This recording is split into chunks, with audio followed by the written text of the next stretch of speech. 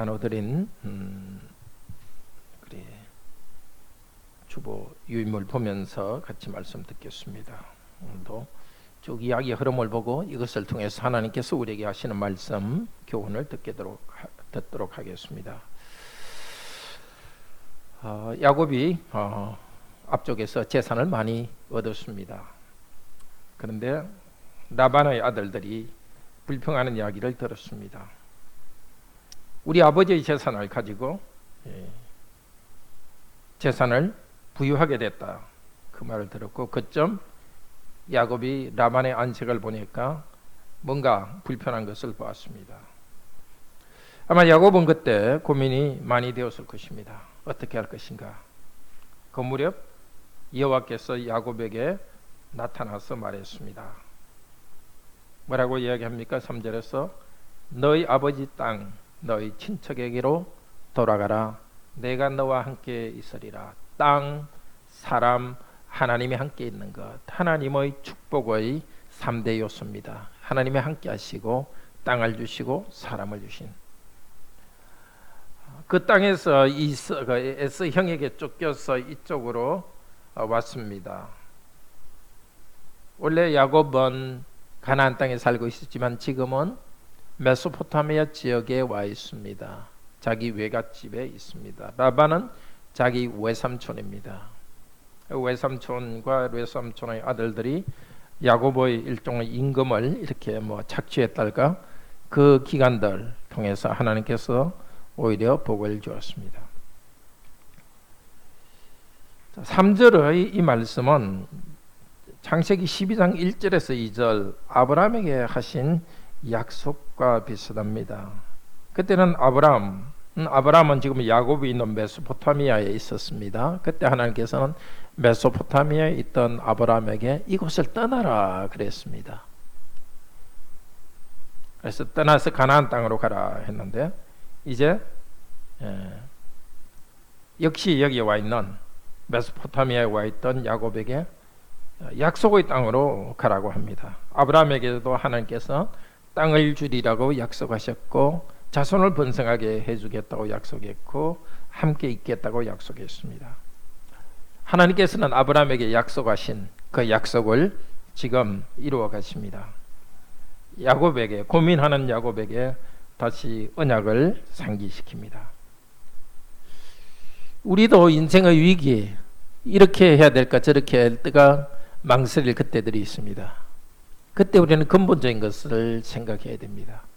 하나님이 우리에게 하신 약속이 무엇인가? 과연 하나님이 나에게 부르신 부르심이 무엇인가? 하나님께 간구할 때 이렇게 야곱에게 나타나셨던 여호와 하나님께서는 우리에게 나타나십니다.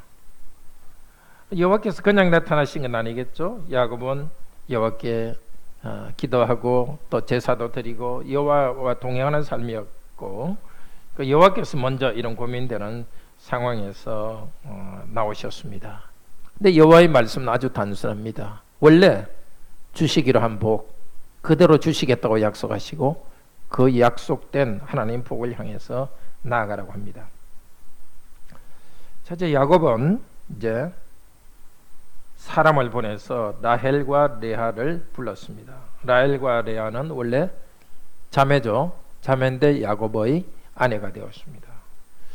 자기 양떼가 있는 들로 불렀다. 이걸 보면 야곱은 자기 아내가 살던 곳에 지금 살지 않고 있었던 것 같습니다. 들판에서 양떼를 치면서 가족과 떨어져 있었습니다.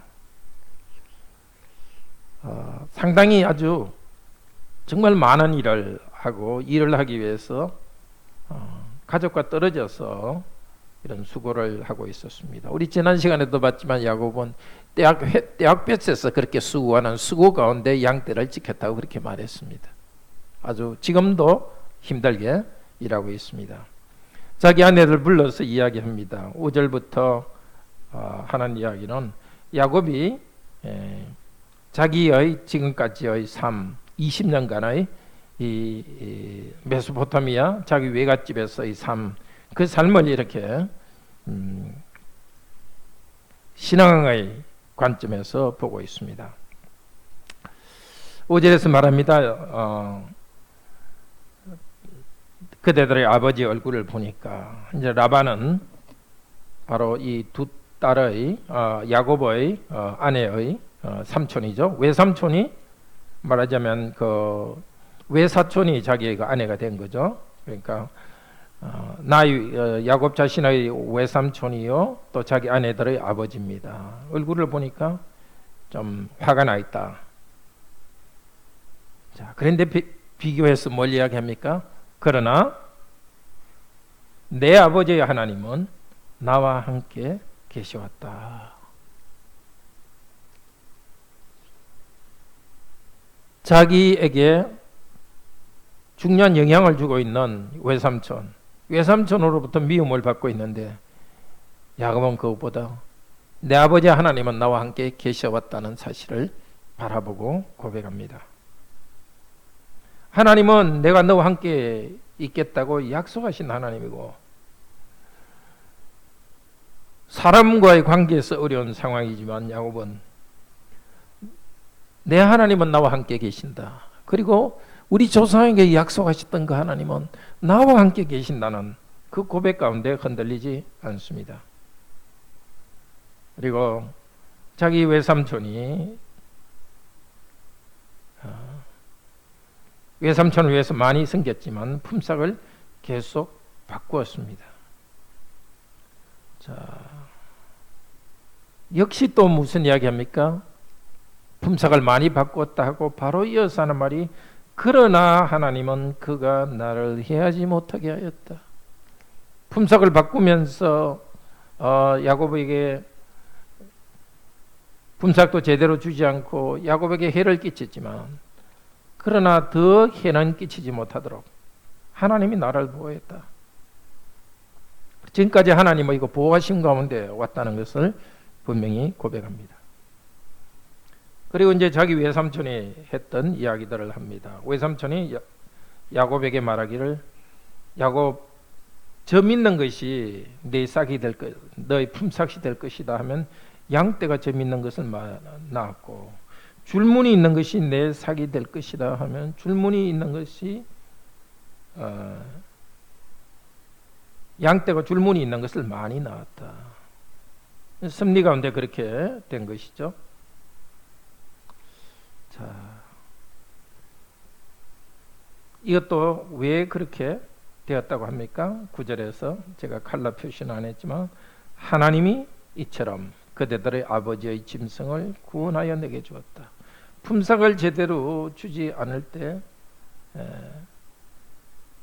그때 하나님께서 또 일하셔서 자기에게 지금까지 인도해 주었습니다. 자, 이것은 야곱의 신앙 고백입니다. 하나님께서 나와 함께 하셨다. 하나님께서 나와 함께 하셨다. 지난 20년 동안에 참 많은 수고 가운데서 품삯을 받지 못할 그때 또 품삯을 계약할 때 자꾸 바꿨지만 자기는 하나님의 은혜로 지금 이 품삯을 얻게 되었다고 합니다. 물론 이게 야곱이 자기 새끼 양떼의 품삯에 관한 것을 30장과 비교하면 조금 다른 것이 있습니다. 그렇지만 전체 여기 있는 내용이 좀 더 구체적으로 설명하는 것 같습니다.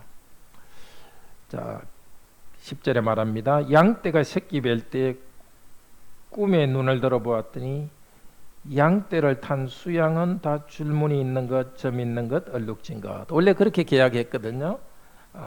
하얀 거는 자기 삼촌 것, 줄무늬 있고 얼룩진 거는 자기 것으로 생각했는데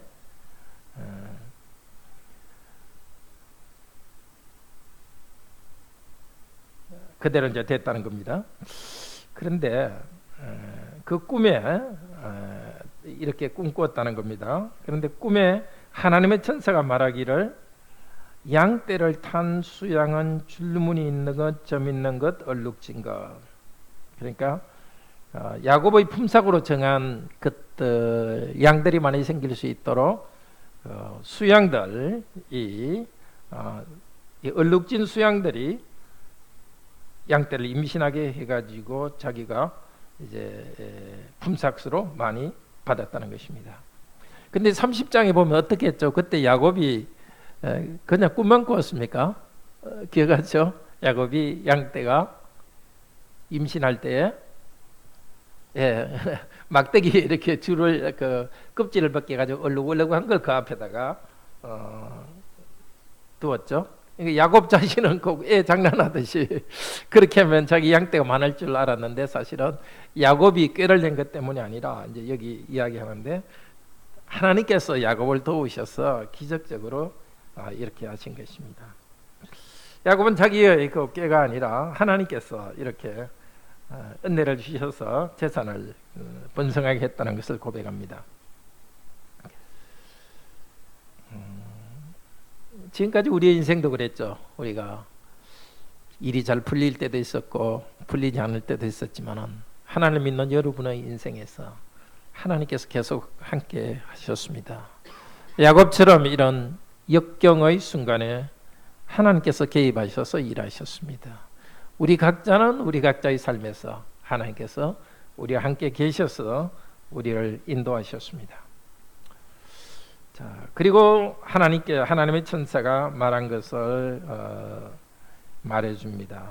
13절은 우리 같이 읽읍시다. 나는 베델의 하나님이다. 네가 거기서 기둥에 기름 붓고 거기서 나에게 서원한 것 지금 일어나라. 이곳으로부터 떠나라. 내가 출생한 땅으로 돌아가라. 그렇게 하나님께서 말씀하셨던 것을 말해줍니다. 3절에 여호와께서 나타나신 것 그것과 그것을 반복하는 건지 아니면 또 다른 꿈을 이야기하는 건지 그건 잘 모르지만 내용은 같습니다. 지금까지 야곱을 인도하신 하나님께서는 베델로 다시 가라고 합니다. 10절에서 13절의 이 이야기는 그때 야곱이 베델에서 있었던 사건과 비슷합니다. 그때도 꿈을 꾸었습니다. 그리고 꿈에 대해서 여기에 10절 13절은 야곱이 자신이 꾼 꿈을 이야기하고 꿈의 설명을 이야기하고 하나님의 명령을 이야기합니다. 그때 베델에서도 꿈을 꾸고 하나님께서 약속하셨습니다. 13절에 있는 약속이었습니다. 하나님께서 약속하신 곳 그곳으로 다시 돌아갈 때가 됐다고 말합니다. 어쩌면 야곱은 이제 돌아가야 되는데 돌아가지 않고 좀 망설이고 지체하고 있었는지도 모르겠습니다. 그러나 하나님께서는 오히려 이런 갈등을 통해서 원래 약속한 그 일을 이루시는 이 갈등과 어려움을 통해서 원래 약속하신 대로 야곱을 베델로 다시 돌아가게 하고 자기 고향 땅으로 돌아가게 합니다. 그때 베델은 바로 그 야곱이 20년 전에 자기 집에서 도망치던 곳이었습니다. 형이 자기를 죽이려 하니까 외갓집으로 도망칠 때 그 밤에 베델이라는 곳에서 혼자 돌베개를 자고 베고서 잠을 잤습니다. 그때 하나님께서 꿈 가운데 나타나셔서 천사들이 하늘 위로 오르락내리락 사다리 위에 오르락내리락 하시면서 하나님이 그 위에 계시면서 야곱에게 약속하셨습니다. 야곱아, 내가 너를 이곳으로 돌아오게 하겠고 너를 번성하게 하겠다고 약속했습니다.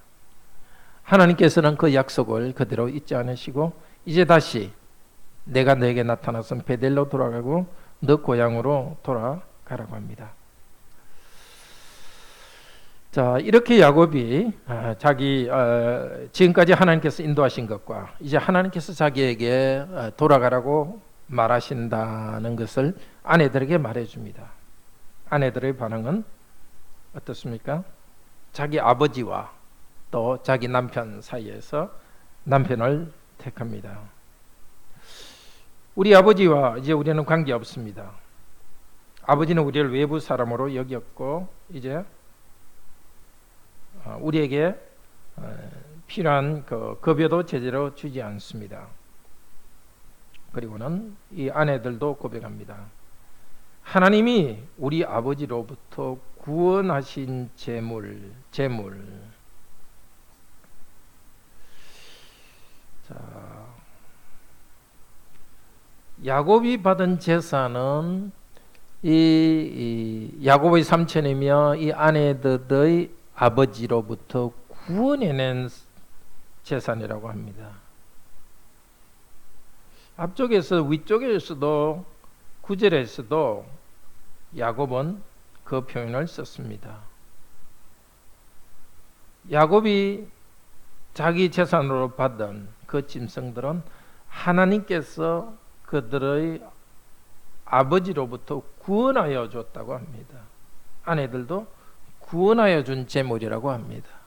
당연히 주어야 되는데 주지 않았을 때 하나님께서 그 아버지의 손으로부터 뺏어서 야곱에게 재산으로 주었습니다.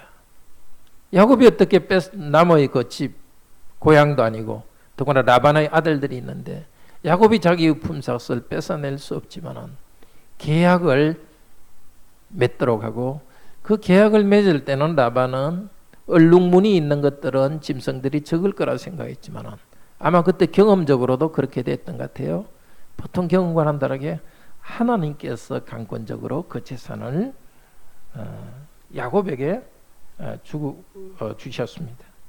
아내들도 그것을 고백합니다. 그러면서 아내들은 말합니다. 이제 하나님이 당신에게 말씀하신 모든 것을 다 행하십시오 하고 아내들이 말합니다. 하나님이 당신에게 하신 말씀들을 행하십시오. 이것은 원래 구약에 하나님의 그 율법에 순종하는 데 쓰는 그 말입니다. 하나님의 말씀에 순종하라. 율법 말씀에 순종하는 것에 대해서 쓴 말입니다.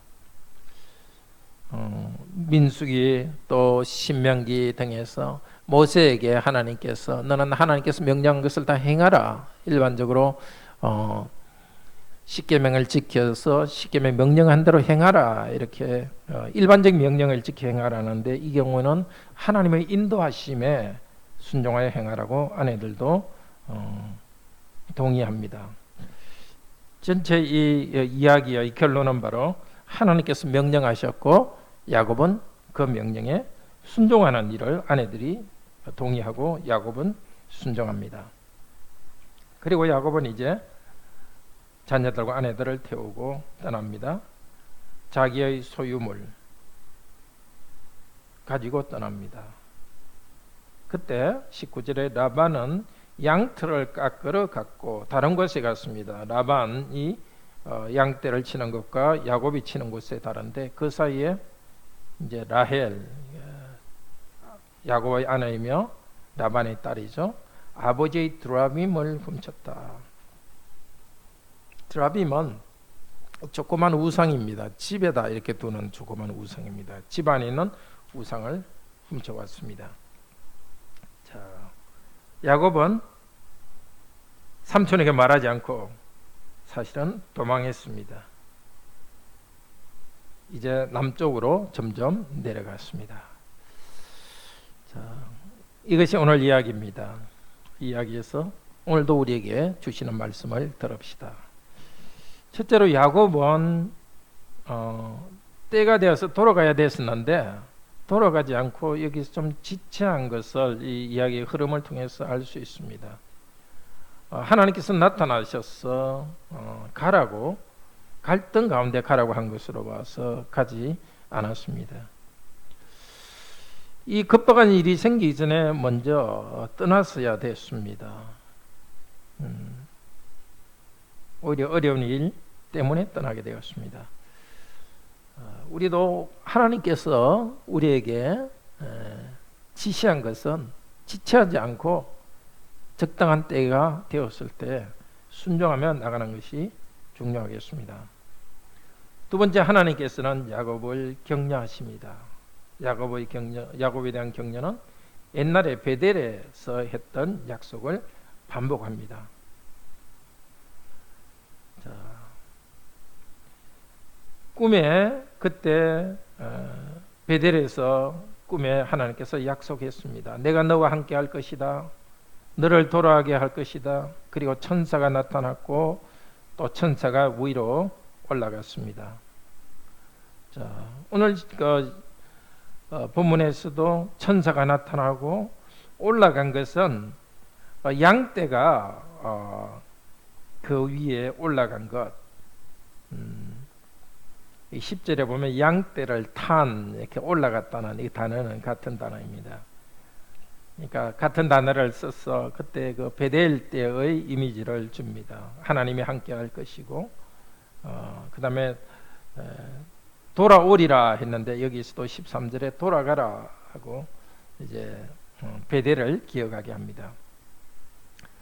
그때 베델 야곱이 정말 외롭과 무서움 가운데 있을 때 하나님께서 나타나셔서 아무것도 믿을 것이 없었지만 하나님께서 야곱에게 하신 말씀 그것이 힘이 되어서 야곱은 그 외롭고 무서운 여행길을 떠나왔는데 이제 다시 외삼촌 집에서 다시 떠나서 이 대가족을 이끌고 떠나갈 때도 하나님께서 다시 베델에서 약속하셨던 그 일을 상기시킵니다. 우리들에게도 하나님께서 우리의 소명을 향해서 나갈 때 똑같은 격려를 해주십니다. 하나님께서는 우리의 삶에서 계속 함께 하시면서 우리가 사명을 다할 수 있도록 우리의 길을 걸어갈 수 있도록 인도하십니다. 세 번째로 야곱은 과단성 있게 순종합니다. 하나님께서 돌아가라는 말을 3절에 산 다음에 아내들을 불러서 아내들을 이야기하고 바로 떠납니다. 우리도 하나님께서 우리에게 명령할 때에 너무 고민하지 말고 바로 순종하는 그런 믿음이 있어야 되겠습니다. 죄로부터 떠나야 할 때는 당연히 바로 떠나야 됩니다. 그리고 우리가 인생길에서 이런 일을 하다가 다른 일을 하도록 하나님께서 인도하심이 있습니다. 어떤 100% 하나님께서 얼굴로 나타나서 말씀하지 않더라도 우리가 말씀을 읽고 기도하며 나갈 때는 우리가 어떤 직업을 바꾼다든지 또 누구와 만난다든지 이런 하나님의 그 인도하심이 성령님의 인도하심이 있습니다. 그런 인도하심이 있을 때 우리는 지체하지 말고 바로 순종해야 되겠습니다. 그러나 놀랍게도 이 하나님의 인도하심을 받고 있는데 그래 하나님을 고백하는 야곱의 가문에 두라빔 우상을 가지고 있습니다. 참으로 정말 좀 어울리지 않는 이야기입니다. 하나님이 그 큰 은혜를 받고 또 하나님의 인도함을 받고 있는데도 라헬은 그 하나님을 믿는 것과 함께 우상에 대한 신뢰가 있어서 이 우상을 가지고 떠나갑니다. 우리는 혹시 그렇지 않습니까? 하나님께서 우리를 인도하시는데 하나님을 신뢰하고 나가는 것이 아니라 믿음 플러스 우리의 지혜를 가지고서 하나님의 인도하심을 흩트리는 것은 없습니까? 우리에게 드라빔처럼 하나님을 향한 순종을 맡고 있는 것이 없습니까? 혹은 우리가 속한 공동체 안에 또 우리가 가정의 책임자라면 우리 가정 안에 그런 일은 없습니까? 우리 자신을 돌아보기를 바랍니다. 네, 우리